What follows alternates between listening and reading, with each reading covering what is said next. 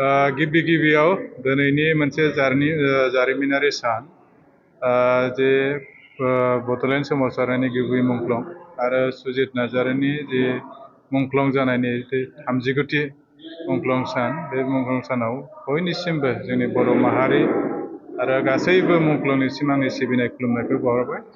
आरो दिनै तामुलपुर जिल्ला दुलाराय बर' फरायसा आफादा बे जे बड'लेण्ड सोमावसारनायनि गिबि मुंख्लं बे गिबि मुंख्लं सुजित नार्जारिनि मुंख्लं सानखौ लानानै दिनै फुंनि फिरफिला बेरायनायनिफ्राय आरो लोगोसे सुजित नार्जारिनि मुसुखायाव बिबार बावनानै आरो सावरायनाय बे हाबाफारिखौ लानाय जादोंमोन। आरो जों बयबो मिथिगौ बर' माहारिया जुजिनानै फैनाय मोनसे हारि आरो बड'फा उपेन्द्रनाथ ब्रह्मनि जे मोनसे हांख्रायनायाव 1987 मायथाइनिफ्राय 2 मार्चनिफ्राय जागायनाय आलादा रायजोनि बड'लेण्ड सोरजिनाय, बे आलादा रायजोनि बड'लेण्ड सोरजिनायनि जे सिमांजों दिनै बर' माहारिनि थासारिया, बर' रायजो राजानि थासारिया जे आथालाव सौफैदों, बे जोंनि फिथाइ।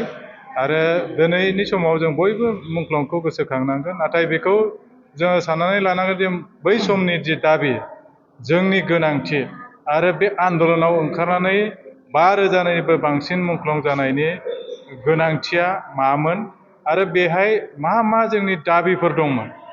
जोङो मिथिगौ 92 चार्टार अफ डिमान्डआव जोंनि सोलोंथाइ बिथिंखौ लानानै, जोंनि समाज बिथिंखौ लानानै, जोंनि रांखान्थि बिथिंखौ लानानै, जोंनि हा हुनि बिथिंखौ लानानै दाबिनाय दंजोबोमोन आरो बेखौनो जथायै आलादा रायजो दाबि खालामनाय। दा नैबेफोर जे हा हुनि जे मोनथाय, जोंनि नैबे BSC BTC दा BTR जाफैनायनि थासारियाव जोंनि हा हुनि थासारिया मा जानानै दं, जोंनि ट्राइबेल बेल्ट एन्ड ब्लकनि ओनसोला माबायदि जानानै दं, रैखाथि जादोंना जायाखै, बेखौ हमथानानै लाखिनो हादोंना हायाखै, बेखौ जोङो नायफामनायनि दरखारा दङ। दिनैनि दैदेनगिरि, दिनैनि समाज सिबियारि, दिनैनि राजखान्थि सरकार गासैबो लोगो नांनानै बे 6 सिडिउल जे जों मोनदों 2003 मायथाइयाव आरो बिनि पावार एन्ड फांसन, बेजों जों बेसेबां मावनो हायो, बेजों जों मा मावनो हायो, आरो 2020 मायथाइयाव BTR रेकर्ड जादों, बेजों जोङो आरो मा मावबावनो हायो, आरो जे मुंख्लंफोरनि जे सिमांखौ जों बेसेबां गाबथानानै जोंनि माहारिखौ गेरेमसा माहारि दानो हायो, बेखौ जोङो नाजानांगोन। सोलोंथाइ बिथिङाव, समाज बिथिङाव, दिनै समाज बिथिंनि थासारिखौ जों जुदि नायोब्ला दिनैबो जोंनि लाइमोनफोरा गुबुन हारिजों बुथारजानाय, नासयजानाय, बे थासारिखौ जोङो जेब्लाबो निउस मिडियानि गेजेरजों नुयो। दा बिनिफ्राय सांग्रां जानांगौनि दरखार दङ।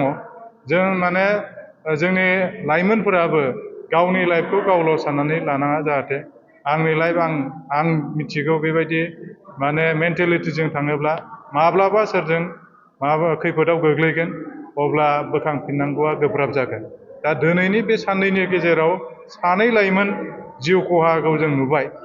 दा बेनि आन्दोआव बिनि गोरोन्थिया सोरनि, बेखौ बिजिरनांगोन। आरो बिनि थाखायसो मुंख्लं नामा? जोंनि सुजित नार्जारिमोन बायदि, जोंनि गायदे हेलेना मोन बायदियासो बिनि थाखाय जोङो मुंख्लं जादोंमोन नामा? दा दिनैनि सोलोंथाइ बिथिङाव फोरोंगिरिनि जेंनाफ्राय लानानै फरायसालिया थैलांनायनि लामायाव, जाय फरायसालिनि थाखाय, जाय बिजोंनि थाखाय जोङो आन्दलन खालामबाय, बिजोंनि थाखाय अमलाराम शिबराममोन मुंख्लं जालांबाय आरो बे बिजोङा दिनै गोजौ आथालाव मोनफैबाय। दिनै बे बिजोङा दिनै मार्जार जानाय, एमालगामेसन जानाय बे थासारियाव सफैबाय।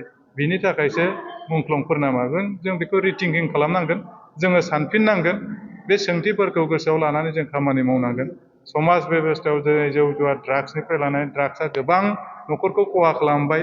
दिनै जोङो BSC BTC मोनबाय, दा BTR मोनफैबाय, सरकार थाबाय होननानै जों जुदि जानला मानला गावखौनो आलाय आथानि खालामनानै लायोबा, गावखौनो अभारद्राय फ्रि, माने फ्रिडम अफ स्पिच होननानै ससियेल मिडियायाव नांबां जाबां जायफोर भाषाफोरखौ जों बाहायथावा, बेखौ भाषाखौ बाहायोब्ला बे जोंनि माने दिनैनि समाव जे बै समाव 5,000निबो बांसिन मुंख्लं जानायनि दाबिया बेसोमोन नामा, मोनसे सोंथिया फैगोन।